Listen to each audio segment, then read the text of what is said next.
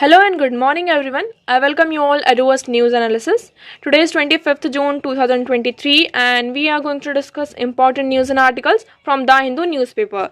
So let's see what important news we got today to discuss. Before starting the video, for PDF join Telegram channel Eduverse News Analysis. Link आपको description box में provided है. Make sure video को last तक देखें so that सारी important news आपकी यहाँ पर कवर हो. तो चलिए स्टार्ट करते हैं और देखते हैं आज हमें क्या क्या डिस्कस करना है. Now first article is a missing letter means no work. Actually यहाँ पर क्या हो रहा है कि मिसमैच हो रहा है. जो मनरेगा के जो वर्कर्स हैं, तो मनरेगा के वर्कर्स जो होते हैं उनको एक जॉब कार्ड प्रोवाइड किया जाता है, मनरेगा जॉब कार्ड जिसे हम कहते हैं. अब इसे ये कहा जा रहा है कि आपका जो मनरेगा जॉब कार्ड है और आधार कार्ड है उसमें यहाँ पर मिसिंग लेटर्स, मतलब जैसे कि आपका नाम यहाँ पर कुछ भी, जैसे कि राम है तो राम में हमने किसी ने लिखा राम ऐसे लिखा और यहाँ पे किसी ने इसको ऐसे करके रामा ऐसे कर दिया. ठीक है, तो जॉब कार्ड में जो लेटर्स हैं, नाम है वो अलग है और आधार कार्ड में आपका नाम यहाँ पर अलग है, जिसके कारण यहाँ पर क्या हो रहा है कि बहुत सारे जो वर्कर्स हैं, बेनिफिशरीज हैं, उनका नाम यहाँ पे डिलीट किया गया है और हमें यहाँ पर जो वर्कर्स हैं वो जॉबलेस होते हुए नजर आ रहे हैं. तो जो बेनिफिशरी लिस्ट है इस तरीके से एक्चुअली यहाँ पे ये कर दिया गया कि था कि मनरेगा के जो वेजेस हैं उसे यहाँ पर जो पेमेंट होगा पहले उसे आधार से लिंक किया जाएगा और उसके बाद उन्हें वेजेस प्रोवाइड किए जाएंगे. जब यहाँ पे लिंकेज किया गया तो आधार में उनका नाम कुछ और था और मनरेगा जॉब कार्ड में उनका नाम कुछ और था. मतलब नाम तो सेम था बट स्पेलिंग्स में यहाँ पर क्या हो रहा था, मिसमैच हो रहा था, जिसके कारण जो बहुत सारे वर्कर्स में हमें क्या देखने को मिलता है कि उनका जो नाम है बेनिफिशियरी लिस्ट से डिलीट कर दिया गया है. ओके, नेक्स्ट मूव करते हैं. अब देखिए नेक्स्ट आर्टिकल है हमारा Wagner pulls back hour after threat to march to Moscow. अब इस आर्टिकल को हम डिस्कस करने से पहले हमारा जो क्वेश्चन था उसको हम देखते हैं. हमारा क्वेश्चन था कल का, Which of the following river is not the tributary of Yamuna. यहाँ पर बहुत सारे लोगों ने इसका राइट आंसर दिया था, तो your right answer is option number D, Gandak. Gandak river Yamuna river की ट्रिब्यूटरी नहीं है. ठीक है, तो यहाँ पर हमारा क्वेश्चन क्या था कि हमें ये बताना था कि कौन सी रिवर, इसमें से आपके पास ऑप्शन थे चंबल, बेतवा, केन, गंडक, तो ये बताना था कि इसमें से कौन सी यमुना रिवर की ट्रिब्यूटरी नहीं है. तो आंसर वाज गंडक. आप देखेंगे यमुना रिवर सिस्टम को, तो ये है आपका यमुना रिवर सिस्टम. ये गंगा रिवर की लार्जेस्ट ट्रिब्यूटरी है. पहली बात तो आपको ये पता है. इसका ओरिजिन कहाँ होता है, यमुनोत्री ग्लेशियर से उत्तराखंड में. ओके, इसकी जो मेजर ट्रिब्यूटरी है कौन कौन सी है, चंबल, सिंध, बेतवा और यहाँ पर केन. ठीक है, अगर हम गंडक की बात करते हैं तो गंडक आपको, इसको हम नारायणी रिवर भी कहते हैं. ये मेजर रिवर है नेपाल की और ये लेफ्ट बैंक ट्रिब्यूटरी है गंगा रिवर की इन इंडिया. ओके, तो यहाँ पर जिसने भी ऑप्शन डी बोला था उन सभी का आंसर यहाँ पर सही है. नेक्स्ट मूव करते हैं. नाउ नेक्स्ट क्वेश्चन इज, आज का क्वेश्चन है, अब आप सभी को कॉमेंट सेक्शन में इसका आंसर बताना है. Through which of the following sets of state does Krishna river flow. यहाँ पर हमें ये बताना है कि कृष्णा रिवर कौन से जो दो स्टेट्स हैं, यहाँ पर आपको स्टेट्स के नेम दिए गए हैं, कर्नाटक आंध्र प्रदेश, महाराष्ट्र मध्य प्रदेश, महाराष्ट्र आंध्र प्रदेश और महाराष्ट्र कर्नाटक. तो यहाँ पर कौन से दो सेट्स ऑफ स्टेट्स हैं जिससे कृष्णा रिवर क्या होती है, आपकी फ्लो होती है. तो सभी लोग फटाफट इस क्वेश्चन का आंसर करेंगे कॉमेंट सेक्शन में. नेक्स्ट क्वेश्चन है हमारा, which of the following are associated with planning in India.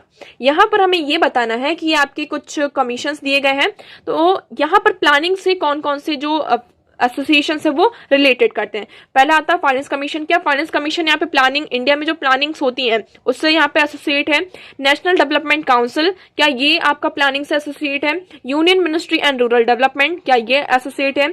The parliament and union ministry of urban development.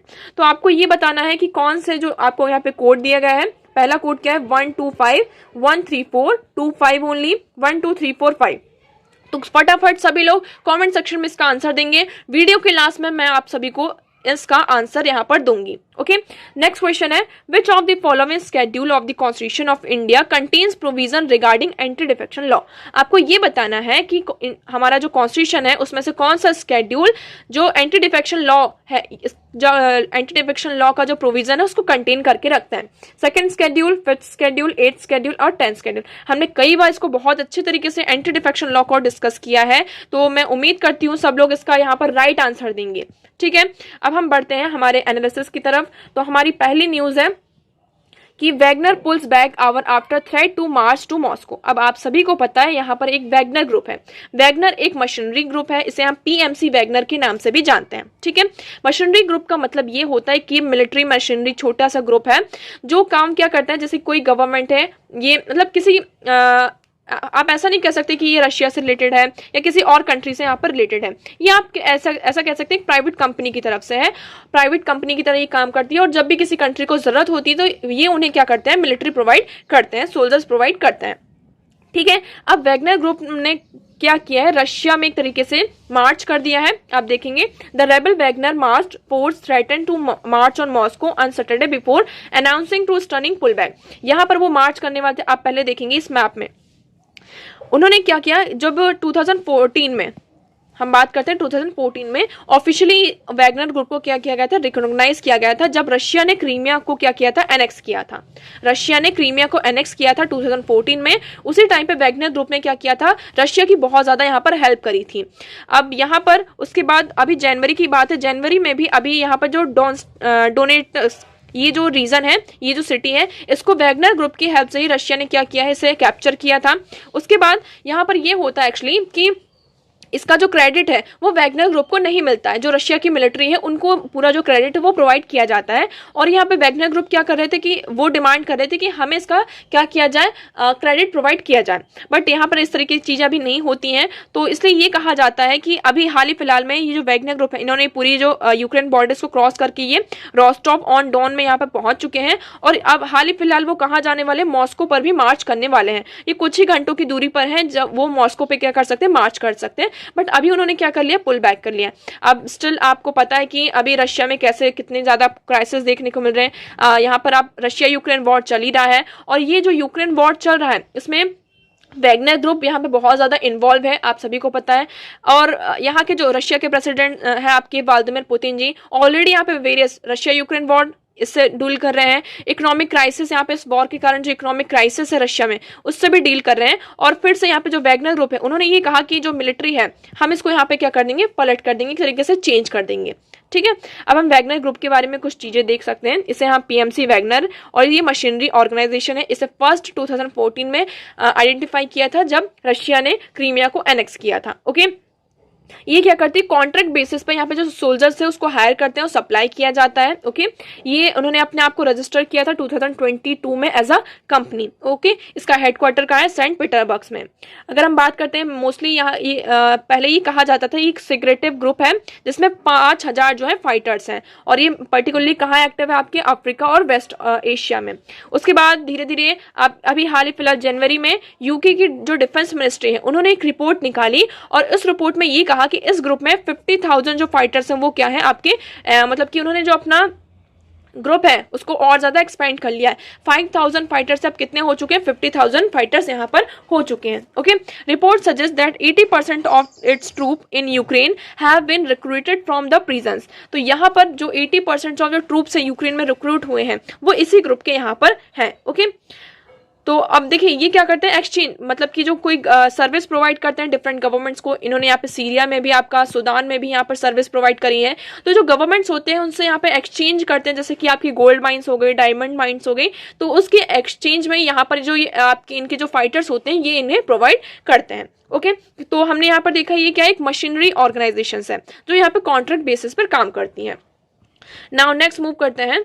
Next article is Tamil Nadu idols wing setup efforts to retrieve 16 idol from US. यहाँ पर चोला हमारा जब era था, चोला era temple, वहां पर हमारे जो 4 temples थे उससे 16 आइडल्स जो थे वो मिसिंग थे।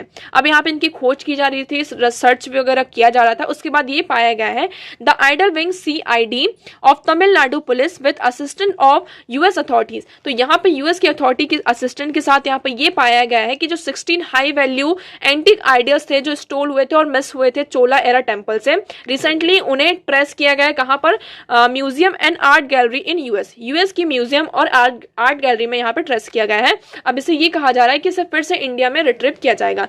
तो इसमें हम बात करते हैं कि चोला एरा की जो ब्रॉन्ज शिव पार्वती, नटराज, सुंदरा एंड पार्वरी, नचियार, वीणाधरा, तो ये जितने भी नंदीकेश्वरा, तो ये जितने भी मिसिंग आपके आइडल्स थे उन्हें फिर से क्या किया जाएगा, रिप्लेस किया जाएगा इंडिया में, ओके, नेक्स्ट मूव करते हैं। Next article is Modi reaches Cairo to meet with president El Sisi and grand mufti. तो यहाँ पर हमारे जो प्राइम मिनिस्टर नरेंद्र मोदी जी हैं अभी कहाँ गए थे, यूएस की विजिट में गए थे। उसके बाद यहाँ पर हमारी एक सिग्निफिकेंट विजिट हो रही है कहाँ, इजिप्ट में। Okay, the visit acquired significance as it take place days just after prime minister road to his G20 counterparts. यहाँ पर हमारे प्राइम मिनिस्टर ने क्या लिखा था G20 काउंटर पार्ट्स को, कि हमें जो इसकी ग्रुपिंग इसको और ज्यादा एक्सपेंड करने की जरूरत है। इसमें जो अफ्रीकन यूनियन है उससे भी इंक्लूड किया जाएगा, जिसमें जो इजिप्ट होगा वो आपका लीडिंग मेंबर की तरह सामने आएगा। अब इससे क्या होगा, जो हमारी जो टाइज है ये एक्सपेक्ट किया जा रहा है कि और ज्यादा यहाँ पे क्या होंगे, स्ट्रॉन्ग होंगे।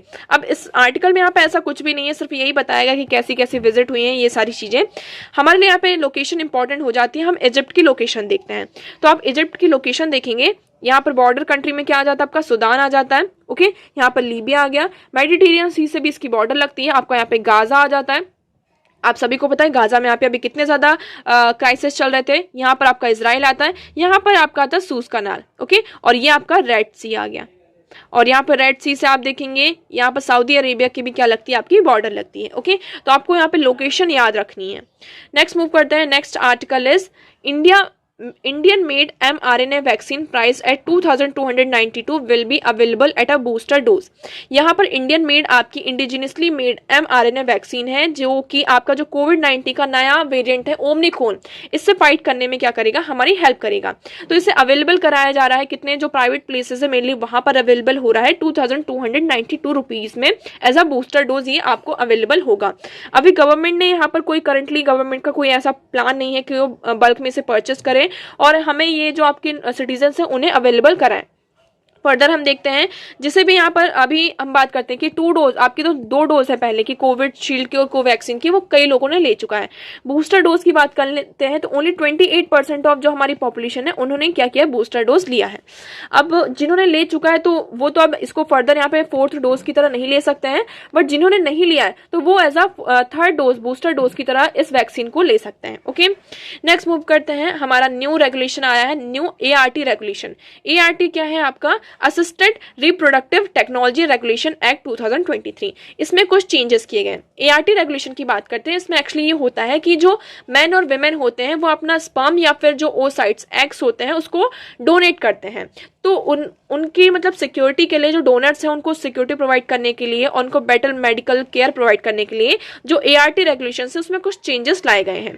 क्या क्या चैलेंजेस है, पहले तो यहाँ पर रेस्ट्रिक्शन किया गया, रेस्ट्रिक्शंस पुट किया गया है कि आप कितनी बार यहाँ पर जो डोनर है वो कितने टाइम मतलब यहाँ पर डोनेट कर सकता है, पहली चीज ये। दूसरा, यहाँ पर जो विमेन जो ओसाइट्स को यहाँ पर डोनेट करेंगी तो ये कहा गया कि जो मैरिड विमेन होंगी वही कर सकती हैं और उनको एटलीस्ट 1 चाइल्ड यहाँ पर होना चाहिए, मतलब एक बच्चा होना चाहिए। उसके बाद ही वुमेन क्या कर सकती हैं, उनका जो ओसाइट मतलब एग होता है उसको डोनेट कर सकती हैं। डोनेट करने के बाद जो डोनर होगा उसका जो पूरा केयर होगा, जो उसको लॉस हो रहा है, डैमेज हो रहा है, इवन कई बार क्या होता है डोनर के यहाँ पे डेथ भी हो जाती है, तो उसका पूरी जो रिस्पॉन्सिबिलिटी आएगी किसके ऊपर आएगी, जिसको यहाँ पर डोनर डोनेट किया गया है। ओके, तो यहाँ पर ये कुछ चेंजेस लाए गए हैं, जिसके कारण मतलब क्या होता है कई बार जो IVF का हमारा जो ये पूरा सिस्टम है ना, जिसके थ्रू यहाँ पर फर्टिलिटी को वो मेजर किया जाता है, इसलिए यहाँ पर डोनर जो आपके पेशेंट्स हैं, डोनर्स हैं, उनको यहाँ पर प्रोवाइड करने के लिए पेशेंट्स को मेडिकल केयर और सिक्योरिटी प्रोवाइड करने के लिए ART रेगुलेशंस में चेंजेस किए गए हैं। ओके, नेक्स्ट मूव करते हैं। नाउ नेक्स्ट आर्टिकल इज, ये आर्टिकल आपके लिए इंपॉर्टेंट हो जाता है। यहाँ पे इस आर्टिकल की अगर हम बात करें तो Kokrajhar feast on mushroom for health and wealth. तो यहाँ पर ये एक्चुअली ये हुआ है कि हमारा जो child and maternal nutrition in western Assam district get boost after many farmers starting cultivating mushroom and state government including them in the mid day meal. यहाँ पर जो फार्मर्स है उन्होंने क्या किया, मशरूम को कल्टिवेट किया और उसको हमारा जो इवन स्टेट गवर्नमेंट ने भी जो मिड डे मील होती है ना, स्कूल में जो हम मिड डे मील्स प्रोवाइड करते हैं उसमें इंक्लूड किया थ्रू वेरियस फॉर्म में, जैसे कि सूप के फॉर्म में, बिस्किट के फॉर्म में, नूडल्स को फोर्टिफाई करके मशरूम को यहाँ पे इंक्लूड किया गया, जिसके कारण हमें ये देखने को मिलता है कि जो मैटरनल मोर्टेलिटी रेट है उसमें डिक्रीज देखने को मिला। मैटरनल मोर्टेलिटी रेट पहले हमारा था 89%, वो डिक्रीज होकर कितना हो चुका है 72%। ओके, यहाँ पर इन्फेंट मोर्टेलिटी रेट की बात करते हैं, ये पहले था 30%, वो डिक्रीज होकर कितना हो चुका है 50% हो चुका है। हम यहाँ पे डेटा आया है डिस्ट्रिक्ट का, पूरे डिस्ट्रिक्ट अथॉरिटी का यहाँ पे डेटा आया है, जो अंडर वेट बच्चे हैं अंडर अप टू 6 ईयर, और जो ना एनीमिक चिल्ड्रंस है उनमें भी यहाँ पे क्या हुआ है, इनका जो नंबर है वो यहाँ पे डिक्रीज हुआ है। तो nutrient loaded mushroom introduced into the midday meal in western Assam, Kokrajhar district as a soup, biscuit, fortified noodles और मिक्स्ड विद रेगुलर फूड्स। तो यहाँ पे मशरूम को जो उनका रेगुलर फूड है उसके साथ मिक्स करके उन्हें प्रोवाइड किया गया है, जिसके हमें पॉजिटिव न्यूट्रिशन इफेक्ट देखने को मिले हैं। तो देखिए इस तरीके की चीजें हम और ज्यादा भी इंगेज कर सकते हैं मशरूम में। यहाँ पे बहुत जो मशरूम का कल्टीवेशन है उसमें 21,000 जो वुमेन है वो मशरूम का कल्टीवेशन करने में यहाँ पर इंक्रीज है, जिसके कारण हमें इसके जो पॉजिटिव इम्पैक्ट है वो देखने को मिल रहे हैं। नेक्स्ट मूव करते हैं।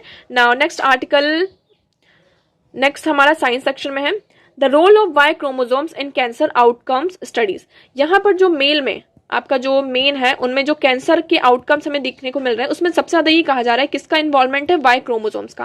क्रोमोसोम्स की बात करते हैं, हमारा जो ह्यूमन बॉडी होता है मेल और फीमेल की, उनमें 23 पेयर्स ऑफ क्या होते हैं आपके क्रोमोसोम्स होते हैं। क्या होते हैं? 23 पेयर्स ऑफ क्रोमोसोम्स होते हैं। मेल में क्या होते हैं 22 पेयर जो होते हैं वो कॉमन होते हैं, मतलब आपका XX क्रोमोसोम होता है, और एक पेयर होता है वो होता है XY क्रोमोसोम। फीमेल में तो XX ही होता है। आपका जो 23 पेयर्स होते हैं 23 के 23 पेयर्स कैसे होते हैं, XX क्रोमोसोम्स होते हैं। ये जो X और XY क्रोमोसोम्स होते हैं वो क्या डिटरमाइन करते हैं, सेक्स को डिटरमाइन करते हैं। अगर XX यहाँ पर मिलता है तो आपका यहाँ पे क्या होता है, गर्ल चाइल्ड होती है, और X और Y होता है तो यहाँ पर क्या होता है आपका X और Y, तो यहाँ पर क्या होता है आपका बॉय होता है। ठीक है, तो ये जो क्रोमोसोम्स होते हैं सेक्स को डिटरमाइन करने में हमारे काम आते हैं, मतलब कि सेक्स को डिटरमाइन करने में काम नहीं, सेक्स को डिटरमाइन करते हैं। ओके, अब ये कहा गया है कि एक स्टडी आई है तो उसमें ये बताया गया है कि shed light on the role of Y chromosomes in cancer outcomes in which males are often adversely affected than females. तो यहाँ पे वाई क्रोमोसोम्स में एक्चुअली क्या हो रहा है कि जो वाई क्रोमोसोम्स के जीन्स हैं वो कैसे हैं, अप रेगुलेटेड है, वो मतलब कि अपने आप को ज्यादा रेगुलेट नहीं करते हैं, जिसके कारण हमें क्या देखने को मिलता है कि जो वाई क्रोमोसोम्स में जो ब्लैडर कैंसर होता है एक तरीके से, उसमें ये बहुत ज्यादा क्या है इन्वॉल्वमेंट इनका है। ओके, नेक्स्ट मूव करते हैं। Next article is mosquito surveillance in non residential area needed. यहाँ पर जो नॉन रेसिडेंशियल एरियाज है, जैसे कि आपका जो बैरन लैंड हो गया, खाली पड़े जगह हो गए, या फिर कोई खाली पड़ा हुआ आपका घर हो गया, तो जो नॉन रेसिडेंशियल एरियाज है वहां पर हमें मॉस्किटो सर्विलेंस की जरूरत है। क्यों? क्योंकि वहां पर क्या होता है, बहुत ही आपकी आइडियल ब्रीडिंग का ही बहुत, मतलब कि as a ideal breeding mosquitoes के लिए एज अ आइडियल ब्रीडिंग तरह वो हमारे लिए सामने आ सकता है। इसलिए यहाँ पर ये कहा जा रहा है कि जो नॉन रेसिडेंशियल एरियाज है वहां पर हमें सर्विलेंस करना होगा, जिसके कारण ये जो मॉस्किटोज की ब्रीडिंग होती है उसको हम रोक सकें, और डेंगू जैसे जो आपकी खतरनाक डिसीज है उसको भी हम क्या कर सकें, रोक सकते हैं। ओके, तो आप देखेंगे ज़्यादातर हम बात करते हैं जो आपके मेन आर्टिफिशियल कंटेनर्स होते हैं जिसमें हम पानी भर कर रखते हैं, तो मॉस्किटोज के लिए वो बहुत अच्छा हैबिटाट होता है। 90% ऑफ जो मॉस्किटोज होते हैं वहां पर अपना लार्वा प्रोड्यूस करते हैं। स्पेशली यहाँ पे जो एडीज की बात करते हैं वो भी, और यहाँ पे जो बैरन लैंड्स की बात की जा रही है, नॉन रेसिडेंशियल एरियाज की बात की जा रही है, तो वहां पर एक्चुअली क्या होता है, जैसे कि आपके प्लांट्स हो गए, ट्रीज होते हैं, ट्रीज का जो सरफेस होता है वो रफ सरफेस होता है, तो उसमें जो छोटे छोटे होल्स होते हैं वहां भी मॉस्किटोज क्या करते हैं, अपनी ब्रीडिंग करते हैं। तो इसलिए ये कहा जा रहा है कि जो आपके नॉन रेसिडेंशियल लोकेशंस है वहां पर हमें सर्विलेंस करना होगा, और यहाँ पर जो मॉस्किटोज की ब्रीडिंग है उसको यहाँ पर रोकना होगा। ओके, नेक्स्ट मूव करते हैं। Next article is tundra diversity decline seen with sea ice disappearance. यहाँ पर जो टुंड्रा डाइवर्सिटी है उसमें हमें डिक्लाइन देखने को मिल रहा है। टुंड्रा डाइवर्सिटी की बात करते हैं, क्या होती है टुंड्रा डाइवर्सिटी, आपका ये अर्थ है, ठीक है, तो यहाँ पर जो आपका बहुत ज़्यादा कोल्ड रीजन होता है जहाँ पर आपका मतलब माइनस में होता है टेम्परेचर, उसे हम टुंड्रा, वहाँ की जो डाइवर्सिटी होती है उसे हम टुंड्रा डाइवर्सिटी कहते हैं। तो एक्चुअली क्या हो रही है, वो धीरे धीरे डिक्लाइन हो रही है। क्यों डिक्लाइन हो रही है, आप सभी को पता है, ग्लोबल वार्मिंग हो रही है। ग्लोबल वार्मिंग के कारण जो आपका सी आइस है, आर्टिक रीजन है आपका यहाँ पर, आप सभी को पता है, तो आर्टिक रीजन में जो सी आइस है, सी कैप है, आइस कैप है, वो क्या हो रहा है, धीरे धीरे मेल्ट हो रहा है, जिसके कारण यहाँ पर जो आपके प्लांट्स हैं, लाइकेंस हैं, फंगी हैं, वो यहाँ पर डिक्लाइन होते हुए नजर आ रहे हैं। ठीक है, तो इसका मेन रीजन क्या है आपका, ग्लोबल वार्मिंग। नेक्स्ट मूव करते हैं। Next article is how prokaryotes led to eukaryotes. यहाँ पे जो आपकी 2 टाइप्स की सेल होती है, एक होती है प्रोकैरियोटिक और दूसरी होती है यूकैरियोटिक सेल्स। तो इसमें ये कहा जा रहा है कि प्रोकैरियोटिक सेल्स यूकैरियोटिक सेल्स में किस तरीके से यहाँ पर आपकी चेंज हुई है उसके बारे में बताया जा रहा है। तो आपका यहाँ पर देखेंगे अगर पहले हम देखते हैं कि आपकी यूकारियोटिक सेल्स क्या होती हैं और प्रोकारियोटिक सेल्स क्या होती हैं। प्रोकारियोटिक सेल्स मेनली यूनिसेलुलर जो ऑर्गेनिजम्स होते हैं उनमें पाया जाता है, ठीक है। ये आपकी इसमें मेम्ब्रेन, कोई भी मेम्ब्रेन कम नहीं होती है, उसमें कोई न्यूक्लियस भी नहीं होता है, और जो सेल ऑर्गेनेल्स होते हैं वो भी नहीं पाए जाते हैं, ठीक है। यूकारियोटिक सेल्स की बात करते हैं। यूकारियोटिक सेल्स अगर आप यहाँ पर पिक्चर देखेंगे तो इसमें आपका सेल होता है, एक पूरी मेम्ब्रेन होती है, एंडोप्लाज्मिक रेटिकुलम होते हैं, सेल ऑर्गेनेल्स जैसे कि माइटोकॉन्ड्रिया, राइबोसोम्स, ये सारी चीजें होती हैं, सेल ऑर्गेनेल्स भी होते हैं।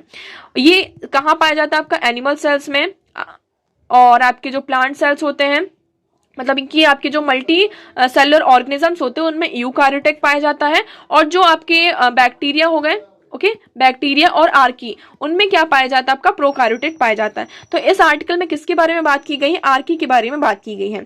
तो एक्चुअली इसमें ये जो आर्की होते हैं वो एक्सट्रीम जो इन्वायरमेंट होता है उसमें भी क्या करते हैं? सर्वाइव करते पाए जाते हैं। जैसे कि बहुत ज्यादा हाई टेम्परेचर है तो वहां भी आपको आर्की मिलेंगे, और बहुत ही सॉल्टी एरिया है, मतलब कि आपका जो वाटर है बहुत ज्यादा सॉल्ट है उसमें, वहां भी क्या होते हैं? ये पाए जाते हैं, ठीक है। तो इसमें एक्चुअली ये कहा जा रहा है कि जो इनकी जो आर्की की जब हमने बॉडी देखी तो उसमें हमें एक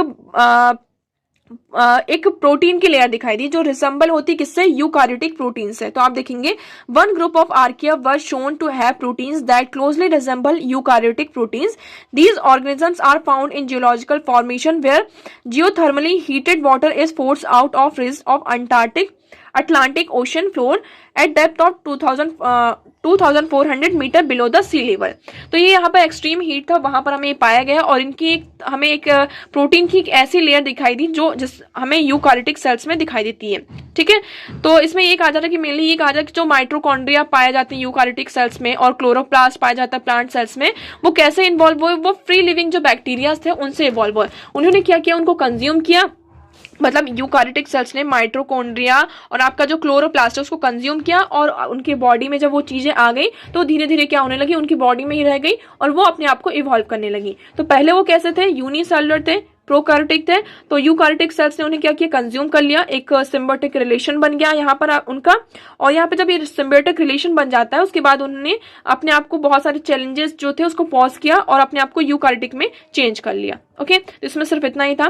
नेक्स्ट मूव करते हैं। Next article is why is US India fighter jet deal important. यहाँ पर इंडिया और यूएस की मतलब कि आपकी फाइटर जेट की डील हुई है। हाल ही फिलहाल में आप सभी को पता है कि हमारे जो प्राइम मिनिस्टर नरेंद्र मोदी जी हैं वो कहाँ? यूएस की विजिट में गए हुए हैं। तो यहाँ पे वेरियस आपकी डील साइन हुई है, डिफेंस कॉपरेशन में, स्पेस टेक्नोलॉजी, एआई और अदर एरियाज में हमारी डील साइन हुए। हमारा जो लैंडमार्क डील है वो क्या है? आपका memorandum of understanding between GE, general electric, GE और हिंदुस्तान एरोनॉटिक लिमिटेड के बीच में यहाँ पर मैन्युफैक्चरिंग की जाएगी GE F414 jet engine in India. तो यहाँ पर जो जेट इंजन है उनकी यहाँ पे मैन्युफैक्चरिंग की जाएगी, कहाँ? इंडिया में। अब ये हमारे लिए ये जो डील है इतनी ज्यादा इंपॉर्टेंट क्यों है? ये इसलिए इंपॉर्टेंट है क्योंकि इसमें यहाँ पे 98% की जो टेक्नोलॉजी है वो प्रोवाइड की जा रही है किसके द्वारा? यूएस के द्वारा इंडिया को। और यहाँ पे जो इंजन है वो इंडिजिनियसली इंडिया में क्या किया जाएगा? इसकी मैन्युफैक्चरिंग की जाएगी। इसलिए ये हमारे लिए डील बहुत ज्यादा इंपॉर्टेंट हो जाती है।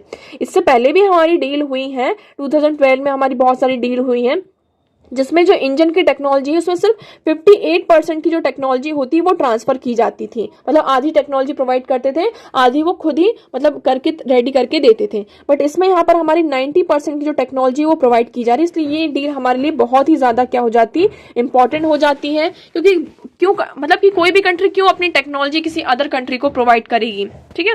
इसलिए यहाँ पर एक तरीके से क्या है, हमारा जो एयर सिस्टम है, एयर डिफेंस सिस्टम, उसको स्ट्रेंथ करेगा और बूस्ट करेगा, ओके। नेक्स्ट मूव करते हैं। Next article is why does US approval for lab mean. यहाँ पर यूएस ने क्या अप्रूव किया है? लैब मीट मीन को अप्रूव किया। लैब मीट मीन का मतलब क्या होता है इसके बारे में देखते हैं कि हम देखते हैं कि जो चिकन्स का कंजप्शन है वो बहुत ज्यादा होता है ना। ह्यूमन जो है चिकन्स का बहुत ज्यादा कंजप्शन करते हैं। तो इसलिए एक्चुअली क्या होता है, जो चिकन्स है जब इनको मतलब कि इनको जहां पर चिकन्स को रखते हैं, इन सारी चीजें, इसमें लैंड का यूज बहुत ज्यादा होता है और इसके कारण जो कार्बन का एमिशन है वो भी बहुत ज्यादा होता है। तो कार्बन के एमिशन को कम करने के लिए हम क्या करेंगे, जो चिकन की सेल्स हैं, चिकन की जो सेल्स है उसको लैब में क्या किया जाएगा? कल्टीवेट किया जाएगा और यहाँ पर लैब में उनका जो मीट है, चिकन का मीट है, उसको तैयार किया जाएगा यूएस, ठीक है।